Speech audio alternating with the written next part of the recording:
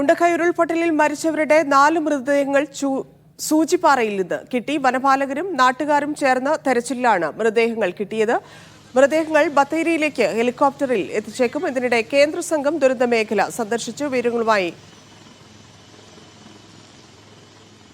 മുഹമ്മദ് അസ്ലം ചേരുന്നുണ്ട്. അസ്ലം, ഈ സൂചിപ്പാറയിൽ നിന്നാണ് നേരത്തെ തന്നെ അവിടെ പരിശോധന ശക്തമാക്കിയിരുന്നു. ആ വനമേഖലയിൽ നിന്നാണ് ഇന്ന് 4 മൃതദേഹങ്ങൾ കിട്ടിയത്. അത് എത്തിച്ചിട്ടുണ്ടോ, ഈ കൽപ്പറ്റ ഭാഗത്തേക്ക് എത്തിച്ചിട്ടുണ്ടോ? മറ്റൊന്ന്, ഈ കേന്ദ്രത്തിന്റെ സംഘം അവിടെ എത്തി പരിശോധനകൾ നടത്തുന്നുണ്ട്. എന്തൊക്കെയാണ് വിവരങ്ങൾ?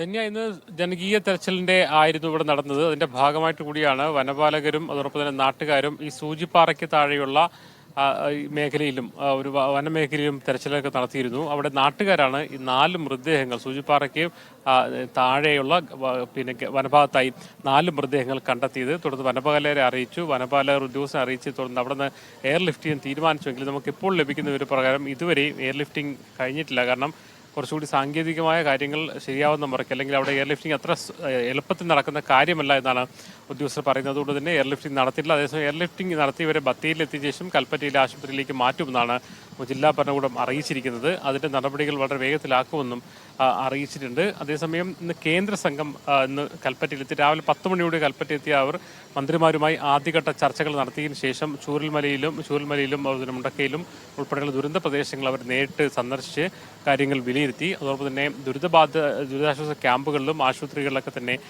പോയി സന്ദർശനം നടത്തിയതിനു ശേഷം ഇപ്പോൾ ഉദ്യോഗസ്ഥരുമായി ചർച്ചകൾ നടത്തിക്കൊണ്ടിരിക്കുകയാണ്. അല്പസമയത്തിന് തന്നെ അവർ വയനാട്ടിൽ നിന്ന് മടങ്ങുകയും ചെയ്യും. ഇവരുടെ സന്ദർശനം വളരെ നിർണായകമാണ്. കാരണം ഇവർ നൽകുന്ന റിപ്പോർട്ടിന്റെ അടിസ്ഥാനത്തിലാണ് ഈ ദുരന്തത്തിനെ L3 എന്ന ഘട്ടത്തിലേക്ക്, ദേശീയ ദുരന്തം എന്ന പദവിയിലേക്ക്, ആ ഒരു ഘട്ടത്തിൽ ആ ഒരു നിലയിലേക്ക് കേന്ദ്ര സർക്കാർ പ്രഖ്യാപിക്കുകയാണെങ്കിൽ കുറച്ച് കൂടുതൽ ധനസഹായം ഇത് സംബന്ധിച്ചുള്ള നഷ്ടപരിഹാരത്തിനും പുനർനിർമ്മാണത്തിനും വേണ്ടി സംസ്ഥാന സർക്കാരിന് ലഭിക്കും. മാത്രമല്ല കേരളത്തിലെ എല്ലാ MP-മാർക്കും ഈ ഒരു ഫണ്ടിലേക്ക്, ദുരിതാശ്വാസ ഫണ്ടിലേക്ക് കൂടുതൽ തുക വകയിരുത്താനും കഴിയും. അതുകൊണ്ട് തന്നെ ഏറെ പ്രാധാന്യത്തോടുകൂടിയാണ്, ഏത് പ്രതീക്ഷയോടുകൂടിയാണ് കേന്ദ്ര സംഘത്തിന്റെ തെരച്ചിലിനെ അല്ലെങ്കിൽ അവരുടെ പരിശോധനയെ സംസ്ഥാന സർക്കാർ കാണുന്നത്. അതോടൊപ്പം തന്നെ നാളെ പ്രധാനമന്ത്രി വരാനിരിക്കെ ആവശ്യമായ സുരക്ഷാ പരിശോധനകളും ഉച്ചയോടുകൂടി തന്നെ നടന്നു. SPGയുടെ നേതൃത്വത്തിലായിരുന്നു സുരക്ഷാ പരിശോധനകൾ നടത്തിയത്. എന്തായാലും നാളെ പ്രധാനമന്ത്രി 11:50 കൽപ്പറ്റയെത്തും. അവിടെ നിന്ന് റോഡ് മാർഗം ഇവിടെ ചൂരൽമലയിലെത്തും. ദുരിതബാധിത മേഖല ദുരിതബാധിതരെയും സന്ദർശിച്ച ശേഷമായിരിക്കും പ്രധാനമന്ത്രി മടങ്ങുക. പ്രധാനമന്ത്രിക്കൊപ്പം മുഖ്യമന്ത്രിയും ഉണ്ടാകുമെന്നാണ്